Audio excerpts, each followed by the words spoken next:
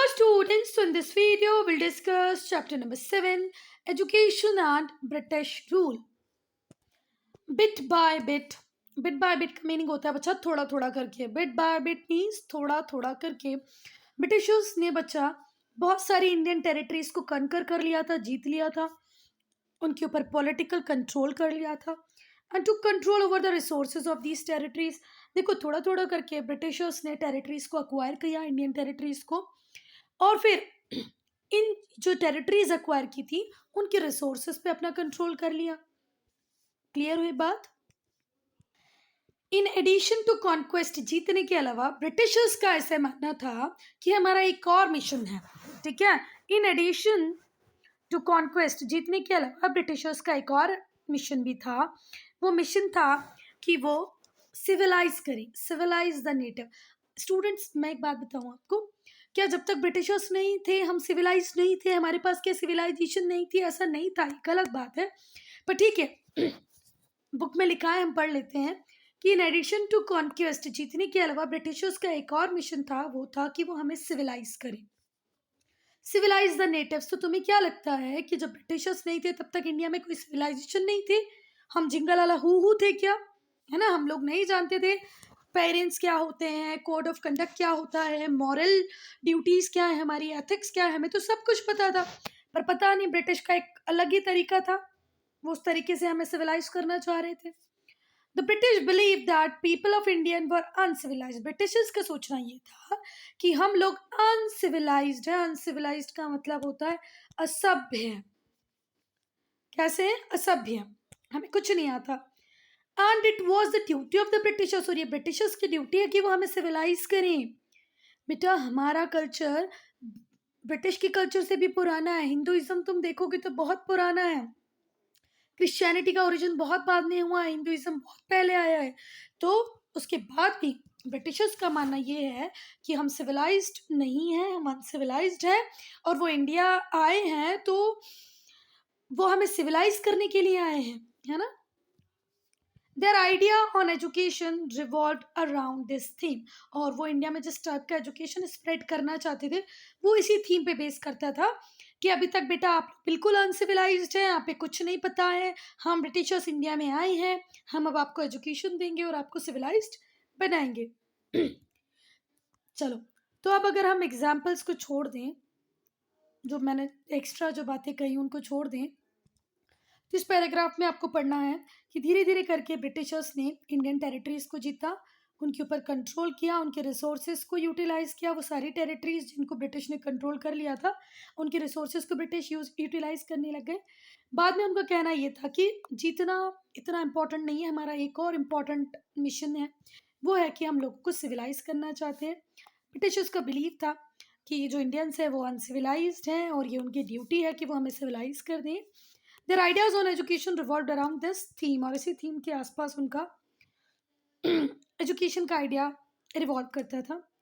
Education in pre British time, जब Britishers नहीं थे, प्री ब्रिटिश मतलब when Britishers was not there in India, तब एजुकेशन कैसे होता था? Before the arrival of the British, British जब तक इंडिया में नहीं आए थे, the system of education in India was very flexible. If we talk about Indian system of education in pre-British era, there was no rigidity in schools. The system of education in India was very very flexible.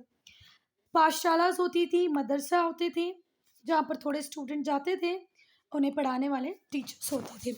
A few students were taught by teacher. There were no prescribed text book, कोई prescribe text book नहीं होती थी. आज तो हमारी text book subject होता है, writer already prescribed होता है ना. तो पहले कोई भी प्रिस्क्राइब्ड टेक्स्ट बुक नहीं होती थी कि आपको ये टेक्स्ट बुक पढ़नी है. जितनी भी टीचिंग्स होती थी वो ओरली इम्पार्ट की जाती थी, ओरली दी जाती थी, generally at the house of teacher. और जनरली जो स्कूल होता था जहाँ पर बच्चे बैठ के पढ़ते थे वो क्या ही होता था बच्चा? House of the teacher. Teacher के घर में बैठ के ये लोग पढ़ लेते थे. क्या? टीचर के घर में बैठ के ये लोग पढ़ते थे. ठीक है. There was no fix curriculum, curriculum जैसी कोई चीज़ नहीं होती थी. जैसे आज हम पढ़ते हैं ना कि क्लास 7th के बच्चे को या क्लास 8th के बच्चे को मैथ्स में ये तो आना चाहिए, ये भी होना चाहिए, एसएसटी में ये इंक्लूड करना है, साइंस में ये इंक्लूड करना है। But before there was no fix curriculum like that. कोई भी फिक्स करिकुलम नहीं होता था। And the teacher taught whatever he deemed best for the student. और टीचर स्टूडेंट को अपने अकॉर्डिंग पढ़ाता था, जो उसे लगता था कि इस बच्चे को बताना मुझे बहुत ज़रूरी है, बेस्ट है, बस वही चीज़ें वो अपने स्टूडेंट को बताते थे। Sanskrit, Persian, mathematics were the most popular subject. और क्या क्या पढ़ाते थे बच्चों हम लोग? Sanskrit, Persian, maths. Science and geography were not taught. Science और ज्योग्राफी नहीं पढ़ाई जाती थी। पर्शियन, संस्कृत, मैथ्स पढ़ाया जाता था। There was no system of examination. Examination होते ही नहीं थे। टीचर को बहुत ज़्यादा फ्रीडम थी। Quite unlike the system of prevalent today. आज तो टीचर बिल्कुल पैक होता है, इस टाइम से इस टाइम तक ही पढ़ा सकता है, इस टाइम के बाद उसे एग्ज़ाम लेनी है, टेस्ट लेने हैं, एनरिचमेंट एक्टिविटीज़ देनी है, और एक पर्टिकुलर टाइम में करिकुलम को, मतलब जो सिलेबस प्री डिफाइंड है उसको कंप्लीट करवाना है। पर उस टाइम में एक टीचर को बहुत ज़्यादा फ्रीडम थी। Compare the system of education prevalent in pre British time with today's. तो बच्चा, आज की एजुकेशन और हम प्री ब्रिटिश टाइम की एजुकेशन को कंपेयर करें तो आज टुडेज है ना, और ये प्री ब्रिटिश मतलब ब्रिटिशर्स के आने के पहले का। No fixed curriculum, no fixed curriculum. Here we have fixed curriculum. School buildings are separate. Here no school buildings. कोई स्कूल बिल्डिंग नहीं होती, टीचर हाउस में ही होता था। ठीक है, करिकुलम फिक्स नहीं था, स्कूल बिल्डिंग अलग नहीं थी। No time table, there was no time table. Here we have time table. According to fix time table teachers are coming, giving education and going, but there is no fix time table. कोई fix time table नहीं होता था, कोई fix time table नहीं होता था। उसके बाद अगर हम बात करें तो और क्या चीज़ें थी, देखो पहले हमने फर्स्ट 3 डिफरेंस पढ़े कि पहला डिफरेंस हमने पढ़ा कि कोई फिक्स करिकुलम नहीं होता था, आज फिक्स करिकुलम है। फिर हमने देखा कि कोई फिक्स बिल्डिंग नहीं होती थी पहले, आज फिक्स बिल्डिंग्स हैं जहाँ पर स्कूल लगते हैं, स्कूल के लिए एक सेपरेट बिल्डिंग बनाई जाती है। पहले कोई टाइम टेबल नहीं हुआ करता था, आज टाइम टेबल है। टुडे, आज की डेट में हम बात करें तो we have different teachers, we have different teachers for different subject, but in pre-British period, whatever school पाठशाला we have, in that only one teacher was there. एक टीचर होता था जो ऑलमोस्ट आपको सारी चीज़ें सिखा दिया करता था।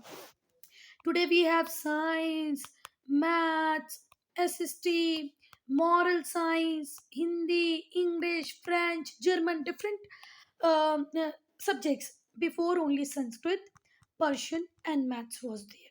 Okay, so these are few differences, you can identify more on it. Okay, ज़्यादा आप भी ढूंढ सकते हैं। ओरिएंटलिस्ट, एक लिंग्विस्ट थे जिनका नाम था सर विलियम जोन्स। वो कलकत्ता आए 1783 में। लिंग्विस्ट उसको बोलते हैं बच्चा जो हमें जो 3 4 5 लैंग्वेज जानता हो। ठीक है, तो सर विलियम जोन्स कलकत्ता आए 1783 में। उन्हें बहुत सारी लैंग्वेजेस आती थी। जब वो इंडिया में रहे तो उनका इंटरेस्ट, उनका इंक्लिनेशन हो गया किस लैंग्वेज की तरफ?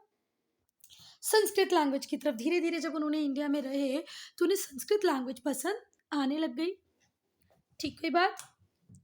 He studies ancient Indian text on different subject. फिर उन्होंने एंशियंट टेक्स्ट को पढ़ना चालू कर दिया जो डिफरेंट सब्जेक्ट पे लिखी गई थी। अनट्रांसलेटेड मेनी ऑफ देम, और उन्होंने बहुत सारी बुक्स को इंग्लिश में ट्रांसलेट करना भी स्टार्ट किया। ये हैं बच्चा विलियम जोन्स, जिनको संस्कृत पसंद आई, खुद एक लिंग्विस्ट थे, 3 4 5 लैंग्वेज उन्हें आती थी। इन्होंने डिफरेंट इंडियन टेक्स्ट को पढ़ा और कुछ को ट्रांसलेट भी कर दिया। ठीक कोई बात। उन्होंने ऐसा क्यों किया? क्योंकि उन्हें लगता था अगर ऐसा करने से, हिंदी बुक्स पढ़ने से, संस्कृत बुक पढ़ने से, एंशियंट टेक्स्ट पढ़ने से, उनको इंग्लिश में ट्रांसलेट करने से 2 फ़ायदे हो सकते हैं, 2 काम हो जाएंगे। पहला, it would help the British know about Indian culture. इससे ब्रिटिशर्स इंडियन कल्चर को जान पाएंगे, समझ पाएंगे। ये इंडियंस को भी हेल्प करेगा टू अंडरस्टैंड ओन हिस्ट्री, हम अपनी हिस्ट्री को समझ पाएँ इसीलिए ये ज़रूरी था। And rediscover their lost heritage, ये इंडियंस को भी हेल्प करता है कि वो अपनी हिस्ट्री को समझें, उनका जो हेरिटेज है जिसको वो धीरे धीरे करके लॉस्ट करते जा रहे हैं उसको वो रीडिस्कवर करेंगे with the help of other like minded people, जो दूसरे लोग जो एक तरीके से सोचते होंगे उनके साथ मिलके वो रिवाइव कर पाएंगे। दूसरा रीज़न ये भी था बच्चा कि हमारे जो इंडियंस हैं वो अपनी हेरिटेज की इम्पोर्टेंस जो धीरे धीरे करके लॉस्ट होता जा रहा है, ख़त्म होता जा रहा है, उसको हम रीडिस्कवर कर पाएंगे, उसकी इम्पोर्टेंस को समझ पाएंगे। विलियम जोन्स ने एशियाटिक सोसाइटी ऑफ बंगाल 1784 में सेटअप की। William Jones set up the Asiatic Society of Bengal in 1784। उनका आर्ग्यूमेंट था कि जो इंडियन लर्निंग है वो उसे हम इंडिया में हमें इंडियन लर्निंग को ही प्रमोट करना चाहिए। He argued that Indian learning should be promoted in India. India में किसको प्रमोट करें? इंडियन लर्निंग को। He wanted government to set up institution, वो चाहते थे कि गवर्नमेंट इंस्टीट्यूशन सेटअप करे जहाँ पर इंडियन एंशिएंट टेक्स्ट को पढ़ाया जाए। ओके, तो first he has established Asiatic society of Bengal in 1784. Then he argued that Britishers should promote Indian education in India.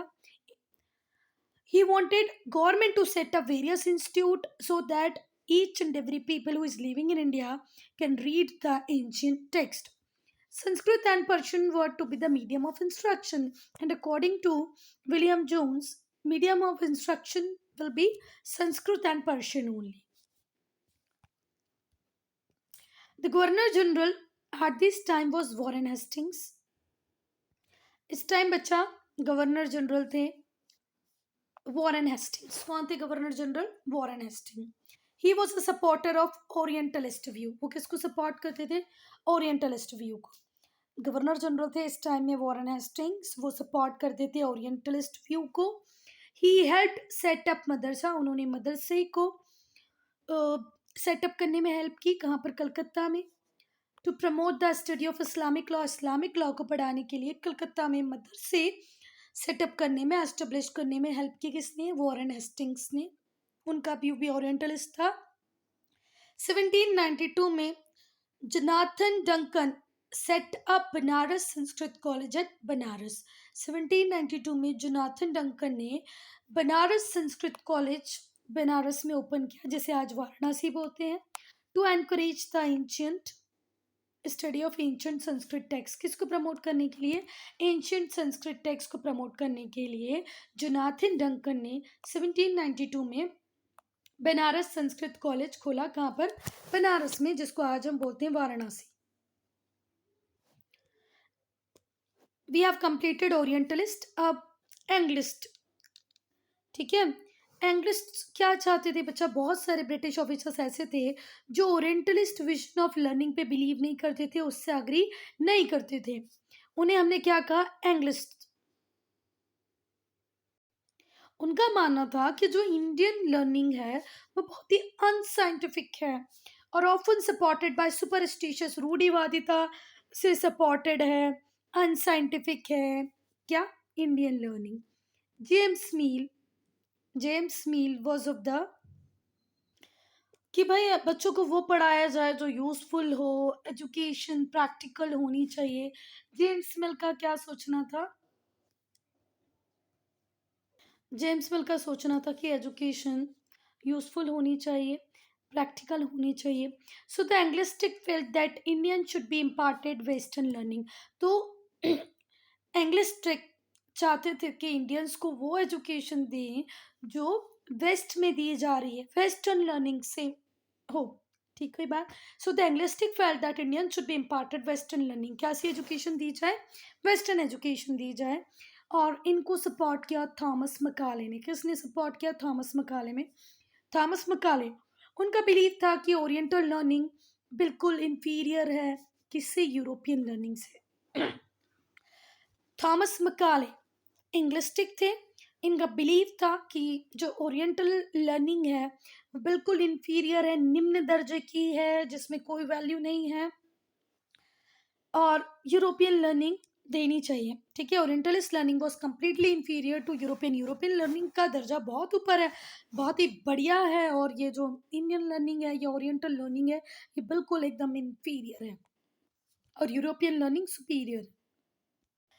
So students, they were having a firm belief that Western learning through the medium of English was the best option in India.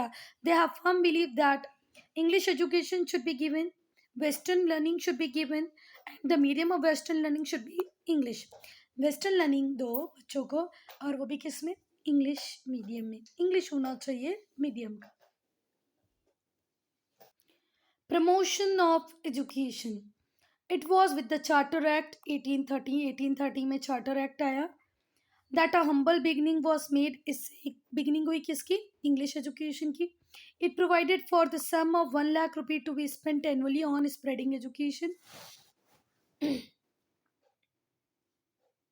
Education को spread करने के लिए, education को फैलाने के लिए, शिक्षा के प्रचार प्रसार के लिए 1 लाख रुपये स्पेंड किए जाएंगे एनुअली, ऐसा इसमें प्रोविजन था। किस एक्ट में? सो बच्चा, हम्बल बिगिनिंग थी, चार्टर एक्ट ऑफ 1813। इसके अंदर 1 लाख रुपये स्पेंड कर रहे थे हम किसको स्प्रेड करने के लिए? एजुकेशन को। But issues such as the nature of education, पर अभी भी इशूज थे कि नेचर ऑफ एजुकेशन कैसा होना चाहिए, मॉडर्न वेस्टर्न और ट्रेडिशनल इंडियन लर्निंग कैसा हो, मॉडर्न वेस्टर्न हो कि ट्रेडिशनल इंडियन हो, मीडियम ऑफ इंस्ट्रक्शन क्या हो, इंग्लिश हो कि वर्नाकुलर हो। वर्नाकुलर मतलब लोकल, अगर आप गुजरात में रह रहे हैं तो गुजराती, महाराष्ट्र में रह रहे हैं तो मराठी, या इंग्लिश हो। ये भी अभी अनसॉल्व था। These issues were resolved in 1835, और इन इश्यूज को रिजॉल्व किया गया 1835 में, when English Education Act was there। जब इंग्लिश एजुकेशन एक्ट आ गया 1835 में, तो ये सारी जितनी भी प्रॉब्लम थी ये सारी सॉल्व हो गई। मॉडर्न वेस्टर्न एजुकेशन देना है कि traditional English learning, traditional Indian देना है, मतलब इंग्लिश एजुकेशन एक्ट आया 1835 में। उसके बाद जो हमारी पहली प्रॉब्लम थी कि मॉडर्न वेस्टर्न स्टडीज़ दें कि ट्रेडिशनल इंडियन दें, ये सॉल्व हो गई। मीडियम इंग्लिश हो, वर्नाकुलर हो, ये भी सॉल्व हो गई। It was decided that money allotted for education would be spent on promoting western education. पैसा तभी मिलेगा बेटा, गवर्नमेंट पैसा 1 लाख रुपीज़ आपको तभी देगी जब आप वेस्टर्न एजुकेशन को प्रमोट करेंगे। Thus the government stopped supporting Oriental institution, और इस तरीके से गवर्नमेंट ने सारे ओरिएंटल इंस्टीट्यूशन को जो सपोर्ट दिया जा रहा था उसको स्टॉप कर दिया, बंद कर दिया। अब किसको ही सिर्फ सपोर्ट देगी गवर्नमेंट? किसको? वेस्टर्न एजुकेशन सेंटर्स को ओनली। ओरिएंटल इंस्टीट्यूशन की फंडिंग रोक दी गई। इसके बाद आया स्टूडेंट वुड्स डिस्पैच ऑफ 1854। 1854 में जो इंग्लिश ईस्ट इंडिया कंपनी थी उसने एक एजुकेशनल डिस्पैच इंडिया भेजा। इसे कहा गया वुड्स डिस्पैच, जो कि जोर देता था, एम्फेसाइज करता था वेस्टर्न लर्निंग पे। उसकी आउटलाइंस थी, first, western learning would enable Indians to realise the advantages of expanding trade and commerce.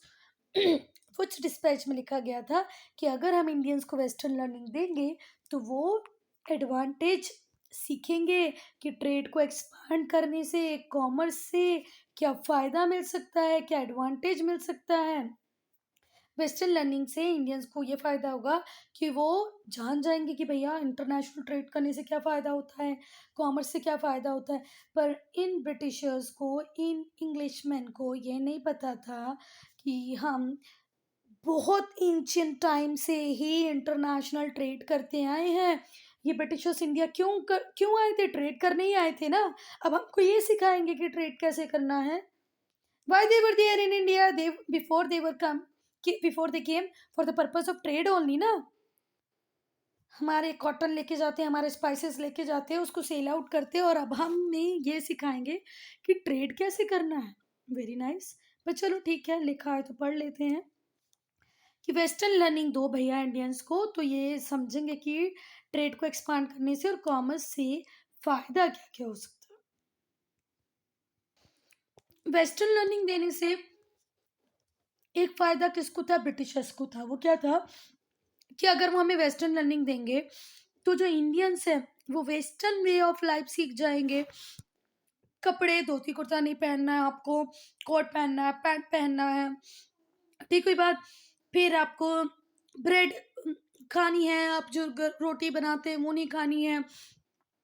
किस तरीके से रहना है, मतलब जो वेस्टर्न लाइफ स्टाइल होता है वो इंडियन से थोड़ा डिफरेंट था।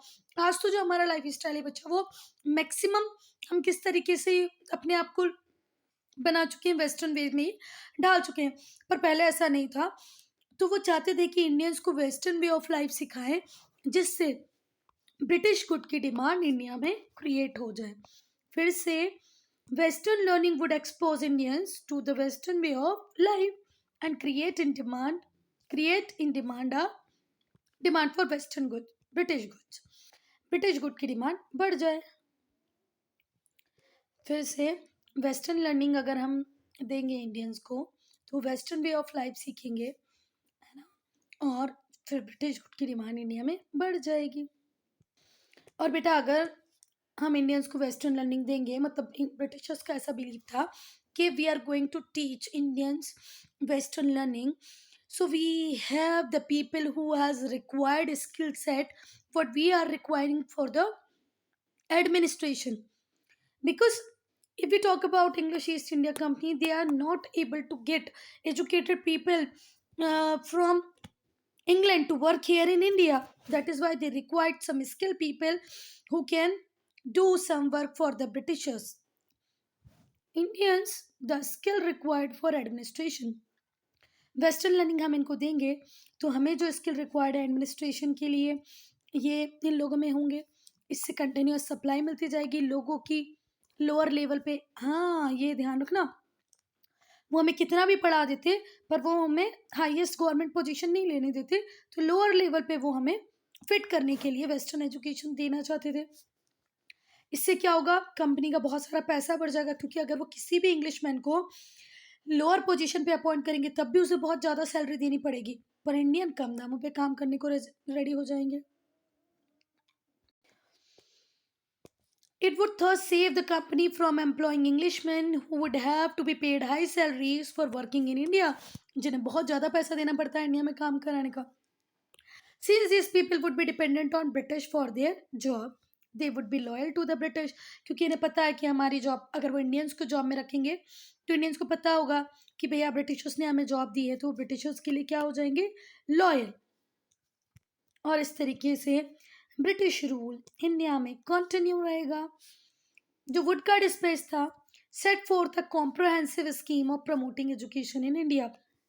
वुड्स डिस्पैच में एक प्रॉपर स्कीम, कॉम्प्रहेंसिव स्कीम दी हुई थी कि किस तरीके से वो एजुकेशन को प्रमोट कर सकते हैं। वुड्स के डिस्पैच में प्रोविजन था एजुकेशन को स्प्रेड करने का, प्राइमरी से लेके यूनिवर्सिटी लेवल तक स्कूल भी खुलेंगे, कॉलेज भी खुलेंगे, यूनिवर्सिटीज़ भी खुलेंगी। 1857 में यूनिवर्सिटीज़ खुली कलकत्ता में, बॉम्बे में और मद्रास में। तो वुड्स डिस्पैच एक कंप्लीट पैकेज था जिसमें प्राइमरी एजुकेशन से लेके यूनिवर्सिटी लेवल तक का एजुकेशन था। इसके अंतर्गत स्कूल, कॉलेज, यूनिवर्सिटी खोले गए। 1857 में यूनिवर्सिटीज़ आई कलकत्ता, बॉम्बे और मद्रास में। फिर इन्होंने बताया कि जो मीडियम ऑफ इंस्ट्रक्शन होगा प्राइमरी लेवल पे वो वर्नाकुलर होगा, बच्चों की अपनी भाषा। हायर लेवल में इंग्लिश होगा। जब बच्चे बड़े हो जाएंगे तो उन्हें किस में पढ़ना पड़ेगा, इंग्लिश में, और जब वो छोटे रहेंगे तो वर्नाकुलर लैंग्वेजेस में। Education department what to be set up in all provinces. Education department खुलेंगे हर प्रोविंस में।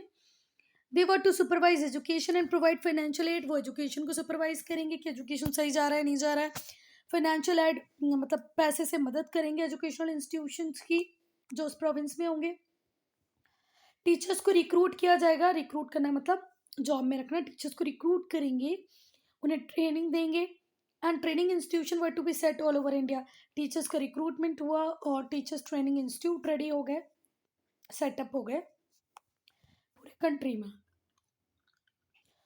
So student, I'm ending this video here. Only if you have any doubt, any problem, to write in comment section. Part 2 में हम discuss करेंगे flaws in education under the British. कोई भी doubt है, कोई प्रॉब्लम है, कोई सजेशन है तो प्लीज़ कमेंट सेक्शन में लिखें।